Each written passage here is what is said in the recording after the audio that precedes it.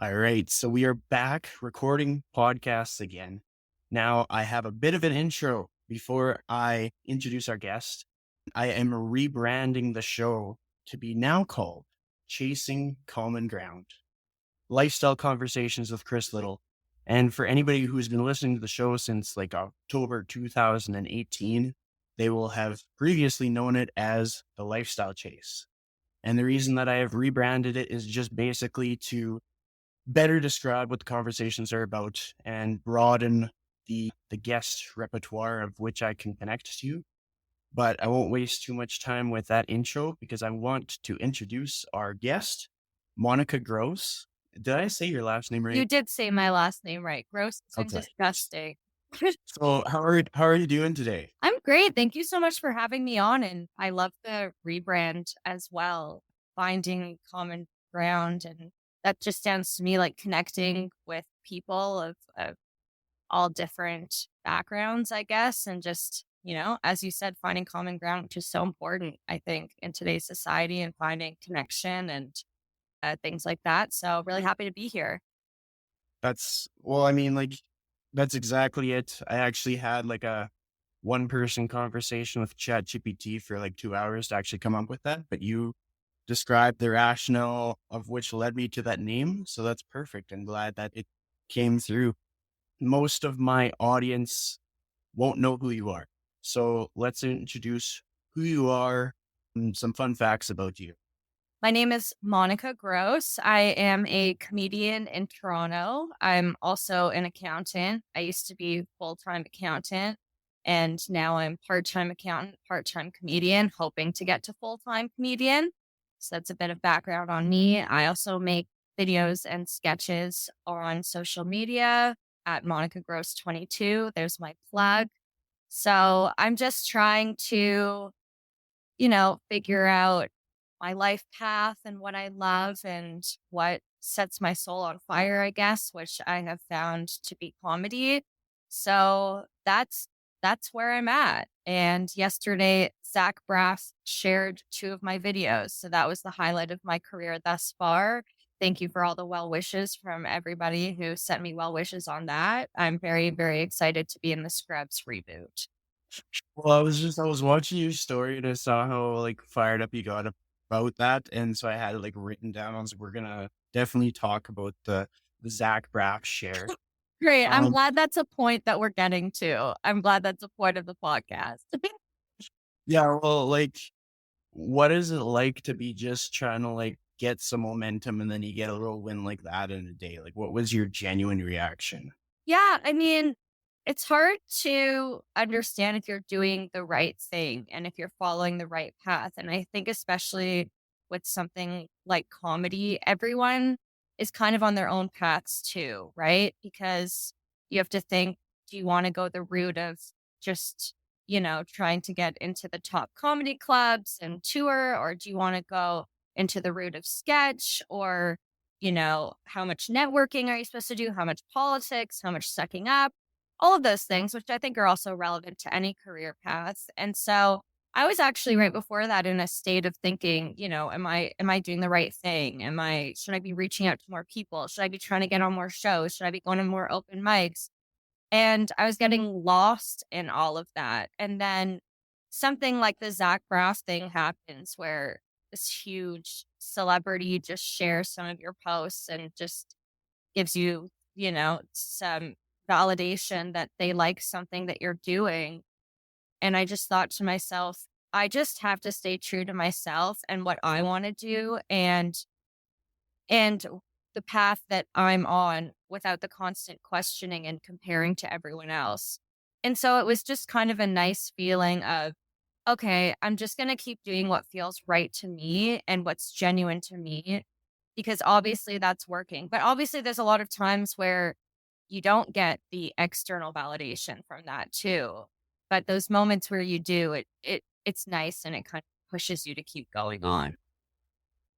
Well, I mean, I feel like 80% of the time you don't get that external validation and you just have to put in the work anyways.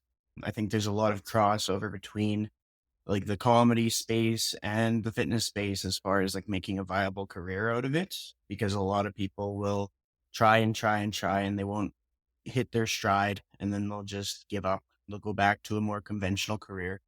But as I was preparing for this episode, I was kind of curious, like, what was life like for you as you were starting up your accounting career? Like, where was the transition where you decided, like, maybe I should try like a fun job instead?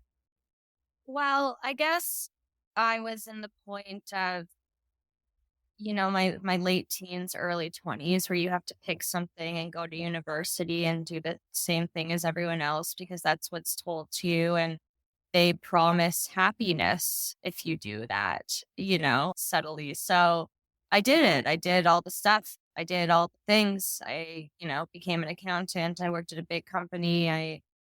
I got another job for a lot of money, and I was like, "Wait, where's the happiness? I'm miserable," you know? And then in that process, I was actually asked when I was working at the large accounting firm to perform in a comedy show for charity. One of my friends that also worked there said, "You're funny, will you do this?" And I did it, and then after that, everyone said, "Oh, you should get into stand-up comedy, you're so funny." So then I did it one more time, and I did terribly, I bombed, and that was in 2018, and I was like, "I'm not gonna do this again." That was so awful, and then the pandemic hit, and then I was depressed, and then I thought, "What am I doing?" Like, what's the purpose here? What makes me happy? And I knew deep down it was comedy, and I knew I had to try that again. So that's when I started up again. But when I look back at my path, I mean, I don't regret it. I think doing the accounting career taught me a lot. It taught me a lot of what I like, what I don't like. It did give me some of the stability, and it gives me the stability now to be able to also pursue comedy as well. But yeah, I think the lesson to be learned is if there is something inside you, even if it's as crazy as going into stand-up comedy, it's something that I think in this life you have to explore because you only get one shot. Yep. I mean, that's something that I almost preach constantly within like anybody that I talk to, any of the posts that I make is like, there's no sense in not trying the thing that you actually want to do because you're not really going to get another opportunity to try it. And like, even if we go the conventional path, like it takes like time to actually get to hit your stride, whether you choose like accounting or plumbing or electrician or like teacher or doctor, like it does take time. So applying like the same patience and stick to itiveness to whatever you choose would pay off. When you're preparing for your like material, is it all kind of like based on life experiences or is it stuff that you kind of draw on? Are you creating kind of a character? Like what's your process for that? Yeah, it's definitely based on life experiences. And I think that's why I'm happy that I didn't just go into comedy right away as well, because going into accounting or trying to figure out other things has given me the life experience to be able to write about those things as well. And, sometimes I wish, like, I'm 29, and sometimes I think, oh, how much further I would have been if I started comedy at 22. But also at 22, I don't think I had enough to talk about, or I had been through enough, or I had really processed some of the things that I'm talking about now.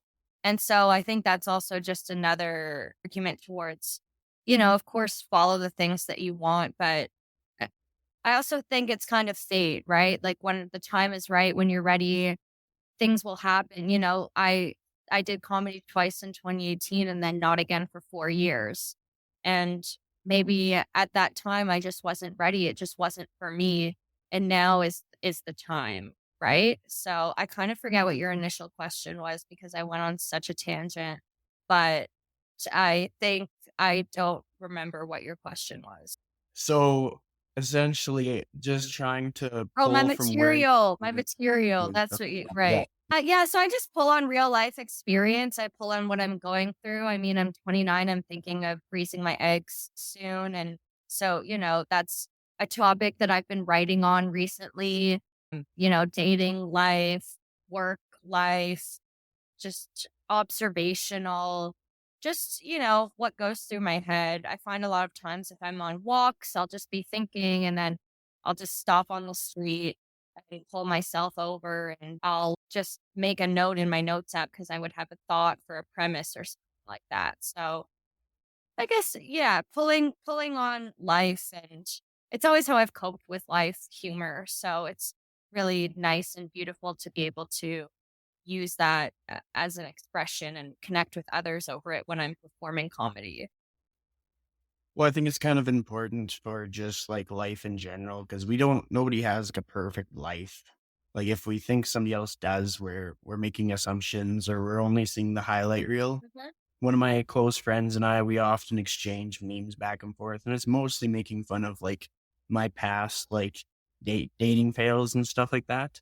But as I've like progressed in my career and stuff, I've been like, it's funny. Like, what are you gonna do? Go back and change things? You can't. So you just make the most of it and learn from it. And if you can, monetize it. And so it's like, if you're out there building a career based on like your ability to see the light side and like some probably frustrating and like character building moments, that's not a bad thing because it makes life a lot more sustainable because like silly things just keep coming.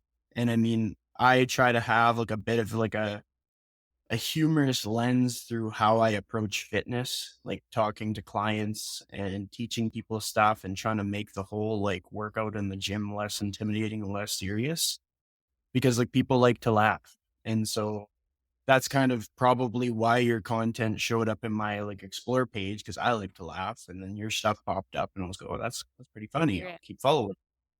But when it comes to putting your stuff together, performing for a crowd, what kind of material have you put together that didn't really land the way you wanted it to? And what did you learn from that?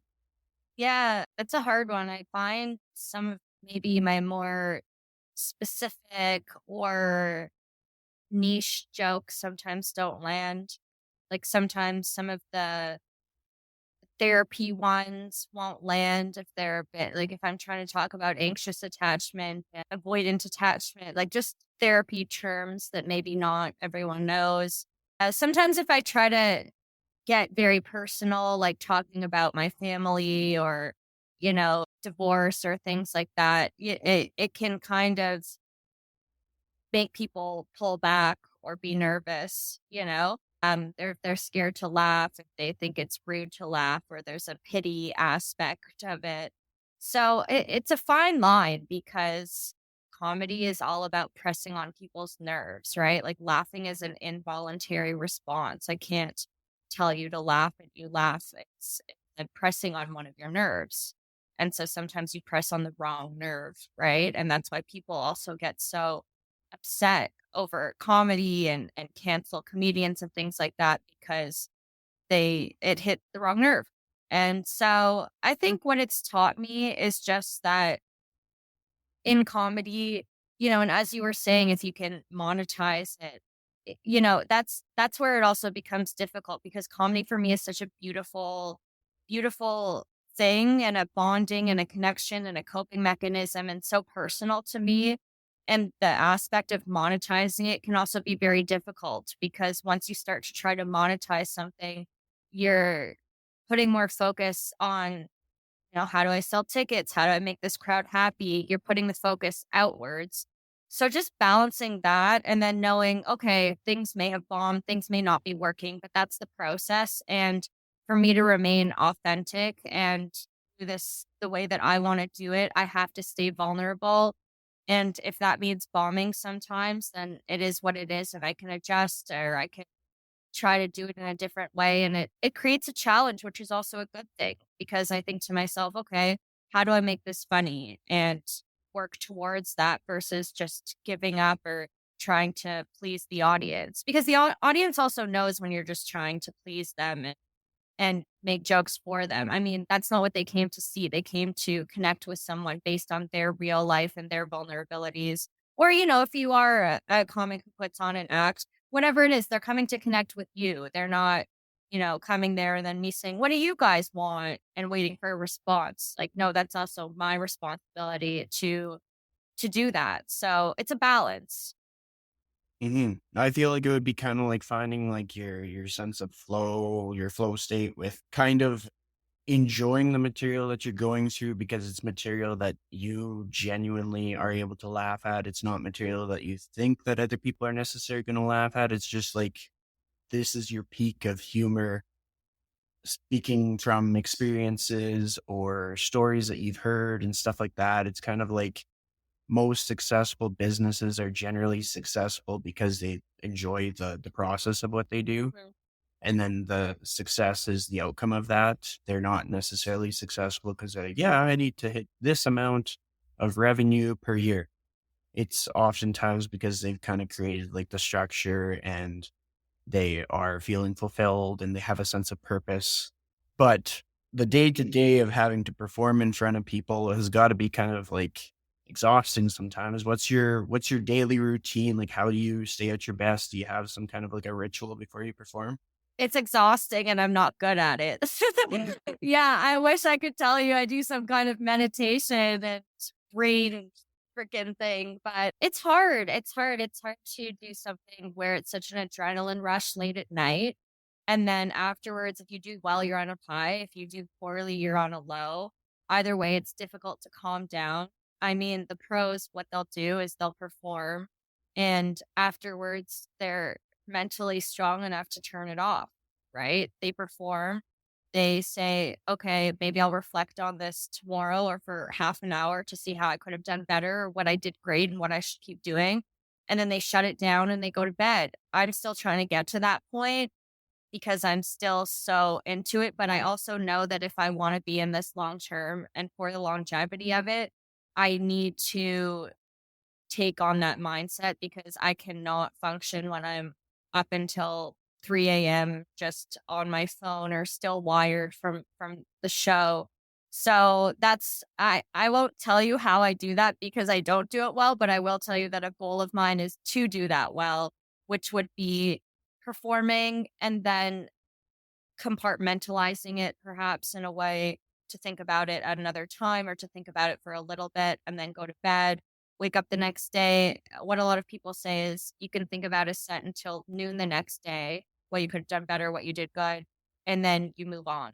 So that's kind of the goal. And then, of course, having the accounting role, which thankfully is part time and not very taxing, but yeah, I mean, balancing those 2 at times is difficult, but definitely my heart is with comedy, and I think that everybody knows that, so, of course, I do my job, but I definitely, a little bit distracted at times.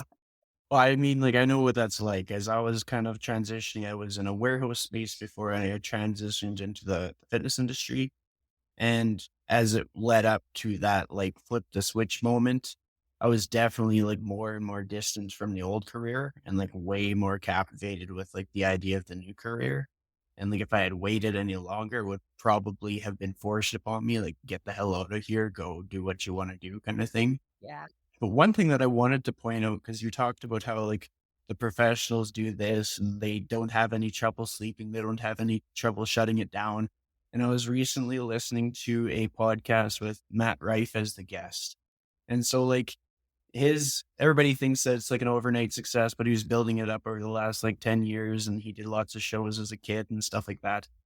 But he was talking about how he has like debilitating insomnia. Like he cannot fall asleep no matter what he does. And so I think that brings us back to like even the people that are maybe in a position where we may wish to be sometime, like they don't have it all out. We're just kind of like making it up as we go.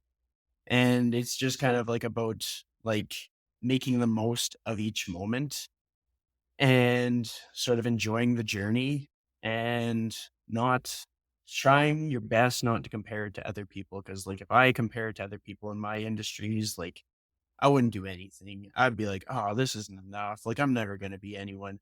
And I think that's important for everybody, no matter what journey that they're on.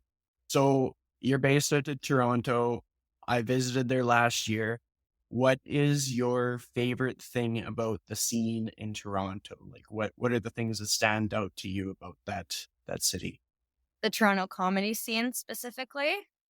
Toronto comedy scene, even just like the community feel or just like things about the city that stand out to you? Yeah. I mean, I was born and raised in a Toronto suburb, so it's just always been home for me. All of my family and friends are there.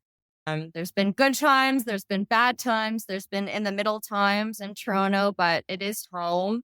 And in terms of the Toronto comedy scene, it also feels like home now. I mean, I've been doing comedy for a little over a year, but I've made friendships that I know are going to last a lifetime. And I also think that's a function of doing something that I love and finally being in a space that I love. And I think that when you're in that position, you're naturally around people that feel the same and can feel that energy from you. And it just creates this bond because you already have something in common that is so special to you that it becomes easy to become part of this community, which is a really beautiful thing. And so for me, the Toronto comedy scene has become like family. And I have so many close friends there and so many people that I respect, so many people that I look up to. And it's been a really beautiful time and place for me. So that's probably the highlight of Toronto for me right now. But then, of course, there's also the aspect of, my family and friends that I've had forever that have supported me before this too. So, yeah, Toronto's home. Sweet. Is that like the only place you've ever known as far as home goes? Have you moved around? Has that just been home base your whole life? Yeah, I've traveled. I was in New Zealand and Australia for a few months before the pandemic hit, and then I had to come home because of the pandemic. And, I've traveled Europe for a few months, South America for a month. Yeah, I mean, none of them have been home. They've all been nice. I like doing longer travels and kind of settling into places and getting to know people. But yeah, for me, Toronto's always been home. I mean, I've always, thought of moving to the States or something, especially for comedy because there's such a ceiling in Canada. But, the whole visa process and citizen process is very difficult. But it's a goal, but then at the same time, my whole life is in Toronto. So I don't know. I guess the real goal would be to create a large enough fan base where I could tour in the States, get a visa and tour in the States and kind of get a name from all of those things to be able to work on projects that I would want to work on, like a Mindy Kaling, but at a, smaller scale or at the same scale, whatever, dream big. Put a ceiling on Yeah, yourself. I don't know why I do that, but I do that. But yeah, I guess that would kind of be the goal. And it's been nice recently, especially since Zach Braff posted. I've gotten messages saying, "Where do you perform? Are you coming to LA? Are you coming to New York? I'd love to see you." And that's really encouraging as well to know that maybe that could at one point be a tour, a path that I could do. Well, I mean, one of my favorite things about podcasts is like you talk to a person at one point in their career and you see all this time go by, and then you get to be the one that can kind of circle back and be like, remember when we talked about that one thing when you're like, wouldn't be nice to do this? And then you went and did it like 2 years later. Mhm. And like I've seen it enough people, like I've seen so many people say, well, like one day I want to do this, or this is my goal for the next 5 years, and then they went and did it. That like I just assume that it's going to happen when people are kind of like talking about their different upcoming goals and dreams and stuff. With regards to traveling, have you found that it has sort of reframed how you position yourself with comedy? Does it kind of give you like a broader outlook on things where it's like you would frame a joke differently because of your travel experiences and because of the exposure to all the diverse different communities and stuff versus if you hadn't traveled? That's an interesting question. I found recently a lot of my jokes have been Toronto focused and not ideal, especially because posting on social media, I'd like to hit the States mainly. I mean, that's the purpose to hit people in New York and LA. But in terms of traveling, I think it's taught me that the rest of the world is not like North America. in terms of work-life balance before I started traveling. And I was an accountant and I was just raised in a certain way. I thought the rest of the world was like that. And then you go to Europe, you go to South America, you go to Australia, and it's, the live to work versus work to live mindset. And they don't care about their jobs, like it's not their life. And then it's very hard to come back to Toronto and try to settle back into this lifestyle. And you can say, oh, I've traveled and I'm worldly and I'm going to come back and I'm going to implement the changes in my life and not work in this way. But it's very hard when that's the entire culture and that's the entire, all of your friends and family are doing that. Like, what am I going to do? I'm going to go to work and I'm going to say, hey, I'm going to leave at 5 o'clock and I want 5 weeks vacation because that's what they do in Spain. They're going to be like, well, you're fired. I don't care. So it's easy to say, oh, this is not how people are living. I don't want to live this way. But then when home is somewhere like Toronto and everyone else is doing that, it can be very hard to put yourself back in that position. And yeah, when I came home from Australia and New Zealand, especially, and it was a strange time, COVID was starting. It was a time where I really thought, what what do I want to do? Because I had quit my job before I traveled to Australia and New Zealand, and I had given up my apartment. And I was like, I'm going to go to Australia with a one-way ticket, which is what I did. But then I had to come home. So I moved back in with my mom and I didn't have a job. And I thought, okay, well, what the heck am I going to do now? And it gave me the time to actually think about it. And there's also, of course, a stigma around being unemployed and not having income and things like that. And it was my mom who said, just relax. Like, no one cares. You're okay. Like, you're unemployed for, I don't know, a few months, a year. It's not gonna make such an impact in your life. Just figure it out. And it's crazy looking back for me to have even been freaking out about that. I mean, I worked at a huge accounting firm. I made money. I did a lot of things, yet I was still freaking out that I was unemployed for a couple months. But that time away really gave me time to think, what do I actually want to do? I want to do part time accounting, even if I'm not making tons of money, even if I'm not moving up in my career because that's not something I care about. And I want to spend the rest of the time doing things that I love. And at the time, I didn't know what that was. And it's moved into comedy. And so, to answer your question about rephrasing jokes from traveling, sometimes, I mean, there's an element of that, but then there's also an element of staying true to yourself, right? Versus trying to please others. And I also think that Toronto is so multicultural and there's so many people of different backgrounds, especially in the comedy scene. I'm not in any sort of bubble in the comedy scene. I guess the comedy bubble, but there's people of all different backgrounds that I had to learn quickly to not just cater to my friends who would just laugh at everything I said or be relatable to everything I said. I think that a good comedian, well, there's two camps. There's the one camp of a good comedian can make anyone laugh in any room, but then there's the other camp of a good comedian can find their fan base and their people and make them laugh. So it just, again, it's the ambiguity of choosing what you want and how you want to do things. That's solid. I mean, like, it's true. Canada just has so much diversity as it is that it's kind of like we almost get an opportunity to learn about a different culture just from like going shopping. And I think that's solid because it helps people to learn more about themselves and it helps people to have like a broader perspective on what life can be instead of thinking that we have to be a certain way because this is what everybody does. We get more exposure to how other people do things and we can kind of choose our own adventure based on that. Yeah. And I think, Oh, go ahead. sorry, I was just gonna say, and those are my favorite shows where I'm doing shows in front of people that on the street we would have nothing in common. I would probably never they're friends, not because they're bad people, but just because there would never be an instance where we ran into each other and became friends. And then to do a show in front of such different people from me, but be able to bond over a laugh and be able to connect over humor.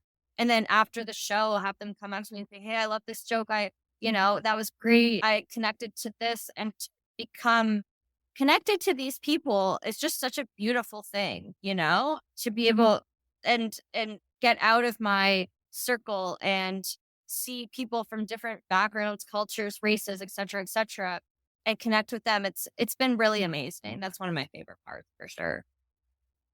When it comes to connecting on a joke, is there a joke that somebody pointed out that they're, wow, like I really resonated with that one? Can you recall any of them? I have, jokes on corporate life, accounting life that people connect with if they've been in an accounting job or a corporate job. It's about like wishing that, you would get hit by a car during your corporate job. Like not hard enough where you would die, but like where you could get some time off work, like paid kind of thing. That's the premise. And then I don't know, just, little lines here and there of course, dating jokes, sexual jokes that it's just a common theme, I guess. Like I have one joke and I say, I don't want to be on hormonal birth control, just a personal choice. But then I also don't want to wear condoms because I want men to like me. And it's like, that's like that gets a laugh from any, it's a general kind of concept. So things like that, where it's just like a nice common experience that a lot of people have. I mean, some of your jokes land in ways that, like, I've never heard somebody deliver things in a certain way because I'm like, holy crap, like that hurt my feelings.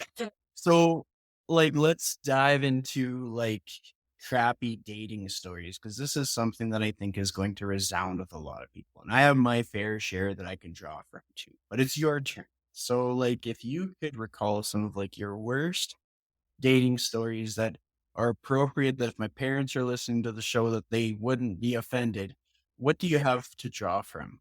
Oh, parents trying to set me up. That's that's a rough one. That's a rough line to crawl because it's like at points I'm like, you know what, Monica, just try it out. Don't say no. Just be open, And every time I've been open to my parents trying to set me up, I completely regret it. No offense to this man or offense, I don't know, but my mom tried to set me up with this guy because she knew his mom and we were supposed to go on a walk and it was raining. And so I said, let's not go because it's raining. And so he told his mom that I canceled. And then his mom told my mom that I canceled. And then my mom told me. And I was like, are you kidding me right now? Just just crazy things like that. And then to be fair, I did call him the wrong name on our date, like not even close to the right name.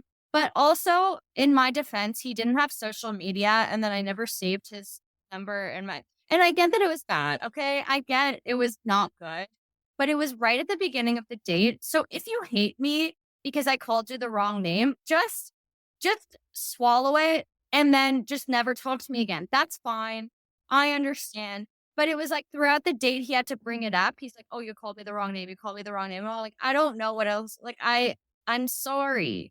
I don't know what else to do at this point. So it's I don't know stuff like that. And there's probably so many that I've blacked out in my memory. But that's the premise, I guess, of one of the.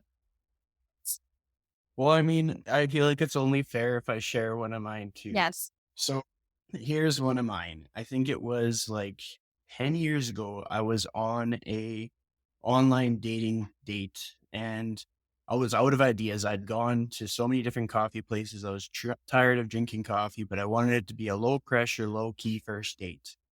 And so I picked up, I think it was like Oreo ice cream from the grocery store. And I met this girl at the park. And then we met up, we had our ice cream, things were good. And then I was like, this is kind of like a half-ass date. And so I had this gift card for Earl's in my wallet. And so then we went to Earl's and I was so nervous because like we were ordering way more than what I was like thinking that we would order. So it was going to be a pretty expensive bill. And then at the end, she was like, yeah, I don't feel a connection with you. I don't feel like this is going anywhere. And it stung. And I packed that away. This was like, I was in my early 20s and I was like, whatever, move on to the next one. Well, plot twist, 10 years later, she finds me on the dating app again. And like, this is one of my dates that I don't have any connections with on social media. So I don't think she'll find my podcast. So I'm in the clear there. But she was like, I think that we went on a date like a million years ago. And then she was like, am I crazy? I'm like, I think you're crazy. And then I started like looking at her pictures and stuff and was like, wait a second. I recognize this girl. And she was like going by her like short form name, not her full name. And so that's kind of what tripped me up. But then as I started to like remember her, I started to get like this feeling of just like sadness and anger combined, like a grounded anger where it's like, I understand I'm not going to be everybody's cup of tea, but just like, why is she coming at me again? I Like, hear ya. she already said she didn't feel a connection. So in the time that has passed since, she had 2 kids. It didn't work out with the person that she had the kids with. And then she comes back to me to talk about like, do you think we have a connection and stuff? And we're diving into this. And she's like, don't you think you're like a little bit jaded? And like, this was before she even knew anything about me or where I was at in my life. And I was like, I felt insulted by this because I was coming into this with an open mind and she had already rejected me once. And then as we're getting to know each other, I'm like, yeah, well, like, I mean, there's certain things that I want in my life. And it seems like you've already done a lot of the things in your life. And maybe some of these things won't line up. Like if a person's already had kids and I'm thinking, well, I want to have kids one day, but you're already done with that. Well, that kind of sucks for me. And so we're navigating all these conversations.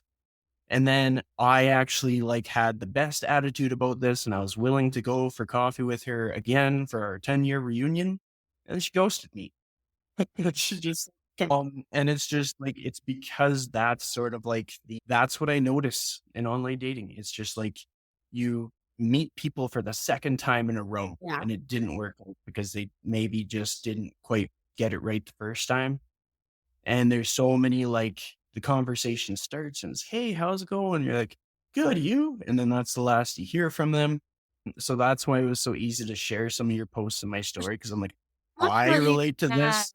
Yeah, we years later and ghost Like I didn't even get to say like how my day was or classic move. That's also, that's also gets to a point where you realize, people just want attention. They want the validation. They want to say, oh, you're still here. Oh, you still man. be with me. Okay, cool. I'm going to put that in my back pocket for the next 10 years. But then, yeah, I like to go at it from the other side with this kind of like dryness of like, so you said this and now we're doing this. It's like, what do and just like the basics of it, right? Because we've all been through that. I think, we've all been definitely on one side. And I'm sure there's people who have been on both sides of that. So yeah, it's relatable, especially with the apps, even with just texting, even with just anyone who you have this connection with, but there's these unknowns that you don't want to say and that are socially unacceptable to express, but we're all thinking them. Things like that. Yeah, well, I mean, life has taught me to just be a lot more like direct with my communication So, and just like take everything in stride. Like I joke about how I'm gonna like write a book about all of my chronicles of like the online dating and just like dating in general. Because I feel like I've gathered more stories than your average person, but I choose it to be like my way of relating to people. Like when people like, oh, I had the worst day, and I'm like, I'm ready for it. Like, I'm pretty sure I can empathize with you. I got a lot of compassion in the bank here. yeah. But yeah, like I think it's important for people to be able to laugh about the things that might be the things that like crush them during times of self doubt, to times of isolation, stuff like that. Like, I know that everybody going through COVID probably learned something extremely humbling about Yeah. themselves. Like, for myself, I saw a virtual counselor like 3 or 4 Mhm. times, and I just unpacked like 3 years worth of stuff. And it was so nice for them to listen to it and hear it and be like, wow, that's a lot. And just like that was valuable. And it's just when I work with people within the realm of like fitness and stuff, they're doing more than fitness. They got life stuff. They're getting dumped. meeting people for the first time. And it's like to give them that feeling of resilience where it's like they can make light of it. They can learn from the lessons and they can go with their best foot forward in the next interaction. Like I think that's important for people. And so that's like when I'm sharing stuff on Instagram, I'm sharing the funny stuff, the fitness stuff. I'm sharing like the kind of make light of tough situations because I'm hoping that people learn that that's sort of like one of the best ways that you can stay at your best. Do you have a second funny story by any chance? Well, just to build off your point, that's life, and I don't regret any of the relationships or the dates or the hard times that we've had because as you said, it helps you relate to others. I mean, hard times are so important. That's where so much of my comedy comes from, and that leads to connection and it leads to art, as corny as that sounds, but it leads to connection with others, empathy, compassion, all of these things that are so important to building deeper relationships.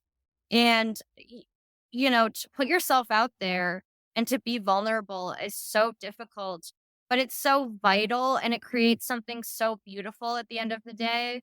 And people who are scared to do that or think they're too cool or settle or things like that. I mean, I think eventually they get to a point where maybe they can relate to others, but to really just dive into life, it just creates even this conversation between me and you, being able to understand each other and where we're coming from and share these stories and laugh over them and cry over them and feel life over them.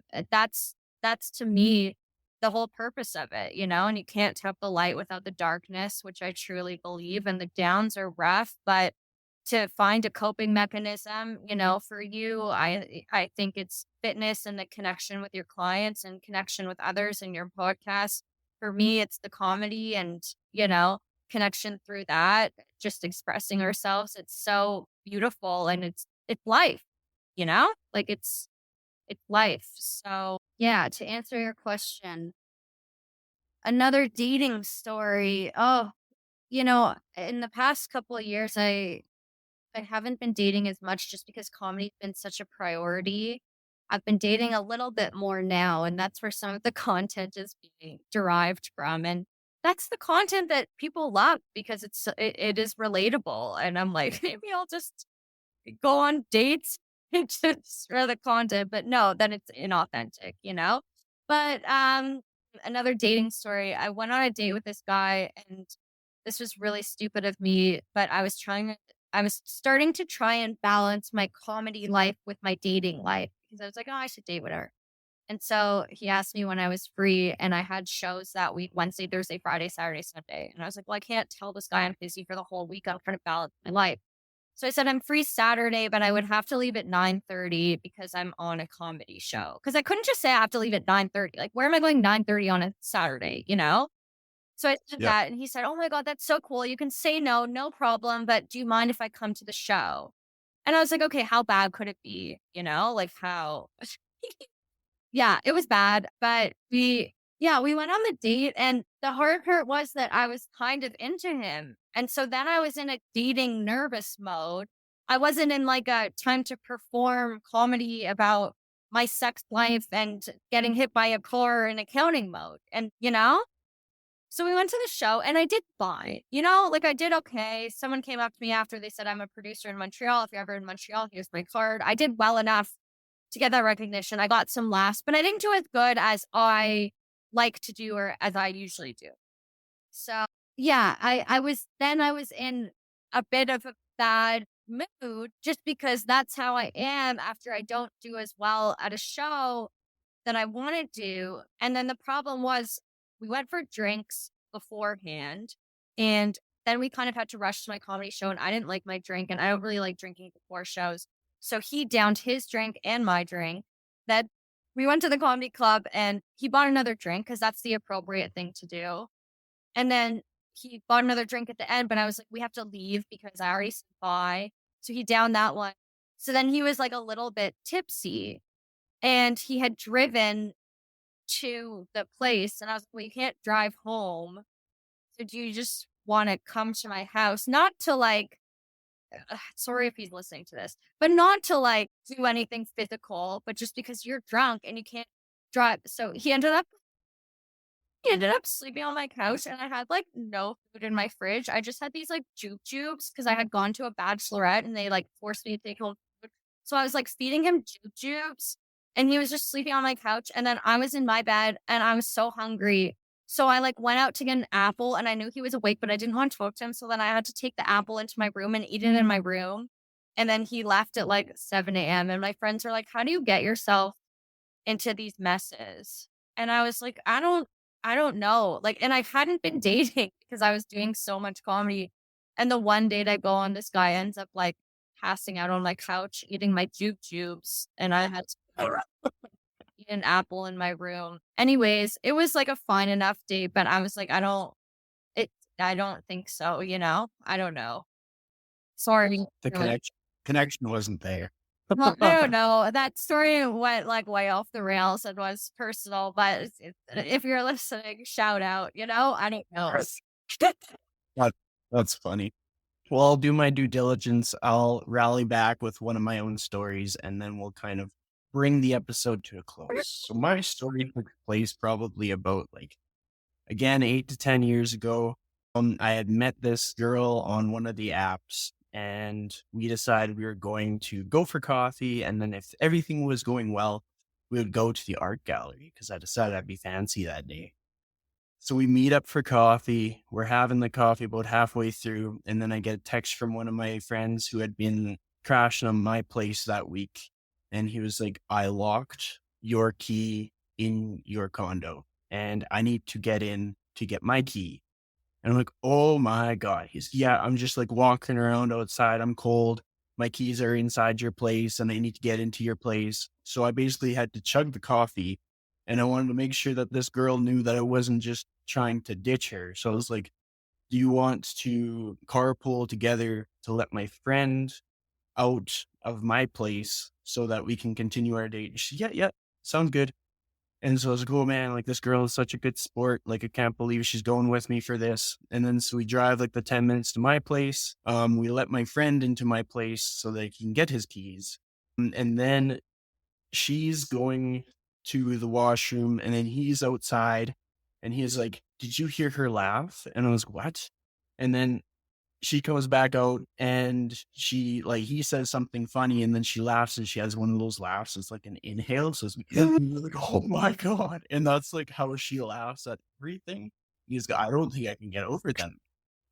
I'm just going to be like accepting. She can laugh how she wants. I'm just go on with this date.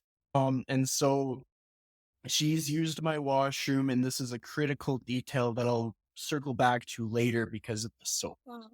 We get in the car, we head to the art gallery. The art gallery is fun. We sit down at the benches, we check out the things. It's a good time. And then when we're driving back to drop her off, and I was like, what's like the craziest dating story that you have ever had, like in your online dating experience? And she's telling me about this guy that had dish soap in his bathroom. He didn't just have like normal like hand soap. And I was go, oh my God. Because what I did was with my hand soap like container, I took like some hand friendly like dish soap and I put it into like the fancy bathroom like dispenser because I was a total bachelor. Like she used dish soap at my house. And then so we go to drop her off and I was like, I had a good time. Thanks for like putting up with all the craziness where we had to let my friend out and all that stuff. And she was like, actually, this was just an experiment. She was like, I just wanted to test like what guys are like on dates. This is like research for me. I'm not actually like looking to meet anybody. What the hell? What? And then like, Oh, what's the car she goes through? I'm like, I just wasted like my whole day on a girl that's doing like a research experiment. And it's like, ha, she washed her hands with dish soap. And that was that. sweet. She's just playing guys just to like see how they react in situations, get some free stuff. Like I paid for the coffee, paid for the art gallery. It wasn't like expensive, but it was just like kind of the the whole thing where you're just being like played like a puppet for the day. That's not nice. But It's like you have different intentions. You're obviously going in with the intention of trying to meet someone and form a connection. She's just like, don't care. Also, like, why would you like say that? Like, just ghost the person afterwards. Like, be, like, yeah. I don't know. Well, I'm glad that you find frustration in it too, Yeah, because at the moment I was like, what the hell? yeah. Like, how can you possibly like protect yourself from this where like people are just like doing research experiments? Like, there needs to be a disclaimer. All dates with me are research experiments, not just I'm actually looking to meet somebody or anything like that. But nonetheless, one of many stories that gets stored in the vault. I just felt like it was only fair that if I was asking you to share stories, I got to share stories too. Honestly, we love a good vault. It teaches you. And all my friends are like, oh, yeah, Monica, what are your dating stories? Like, you're so fun. And I'm like, okay. But like, it's kind of annoying when your relationship friends ask you that because I'm like, if you're so interested in dating stories, just dump your significant other and date yourself and leave me alone. But when my single friends ask me that, I'm like into it. But yeah, I mean, it's life, and it's fun and it's good for the bits. It's learning and it's learning what you like and what you don't like. It teaches you also so much about yourself, you know? What are you attracted to? Why are you attracted to those things? Why are you attracted to people who treat you a certain way? What do you want to be attracted to? What do you want? So it's all life lessons. So, where do you see yourself in life like 5 years from now? If you had to like paint a picture based on like how life is going now and where you want to be in the future? That's an interesting question. It's hard because I think for my whole life, it's been taught to me to have goals and to, monetize everything and to build things and to move up in life. But I think, I did that and I was actually having this discussion with someone yesterday. Like, I wouldn't say that the goal is happiness, but the goal is to do things that will derive happiness, do things that I love and focus on the things that I want to be focusing on and just move forward in my life in that way and to trust myself and to know that the path that I'm going on is going to be the right one for me because I trust myself enough to create that for myself and to also have compassion for myself because as you know, it can be very hard to do a path or to do something that is not the norm, that is not what everyone else is doing. And to just be compassionate in moments where I look at others and think, why can't I just be there in life? Because everyone's thinking that no matter what level you're at. If I'm at a much higher level in comedy, there are people who are at such higher levels and they're always trying to get more, which is, something that's good to strive towards. But at the same time, to just be happy with the process and to be happy where I am and what I've accomplished and compassion for myself and, obviously there's the aspect of personal life as well. I mean, I would like to find a partner and, as I said, is like I'm at an age where it makes sense for me to freeze my eggs and just to go along with that and that way and also not be hard on myself in that aspect. It can be very easy when you're dating to look and say, what's wrong with me? Am I anxious attached? Am I avoidant attached? Why am I attracted to this? Why isn't this working? Have I just been with crappy guys? But something that I've understood is that I think everyone feels that way until they find the right person, like until you find the right person. Yeah, of course, every person has been the wrong person for you. So just showing compassion with myself in that way too, and trying not to get too hard on myself, not settling in life and just taking it day by day. And then also the goals of building this comedy thing that I love and just taking it day by day as well. And, having these little wins, having viral videos and getting on shows and getting into comedy clubs and doing the thing. And yeah, that was a lot of words. I actually did want to mention I used to have a personal trainer and he was the best. I loved him. He was so passionate about what he did. He changed my life in so many ways. He got me thinking in, a different mindset in terms of my fitness and my health. And, he really made me a healthier person, not just physically, but mentally too, like, yeah, we would talk about things like diet and exercise, but he also brought in, the importance of stress management and sleep. And he got me to read a lot of really good books that changed my vision on health and just gave me a healthier self image. So I wanted to just say that, the fact that you're a personal trainer, I really relate to that because I had such a great personal trainer that I really connected with and changed my life. That was before COVID. And then COVID hit and I haven't really seen him since, but I've kind of taken my fitness into my own hands. But I should reach out to him because I hope he's doing well. And personal training can be such an intimate thing and connect you so well to people. And yeah, so I really respect what you do. Just on another note, throw that out there. Thank you. Yeah. So with that, we're going to end the episode. I'll get you to stay on the call so that we can have some closing conversation. But thank you so much for being on the show. Yeah, thank you for having me. I hope my dating stories were fun because that's what I want them to be. I mean, yeah, some of them are lows, but creates my life and my story and my comedy. So I really enjoyed it. And I'm so glad that you relate to my material. And, I hope that everyone watching can check me out and relate to my material because that's what I'm trying to do. So this was great. Thank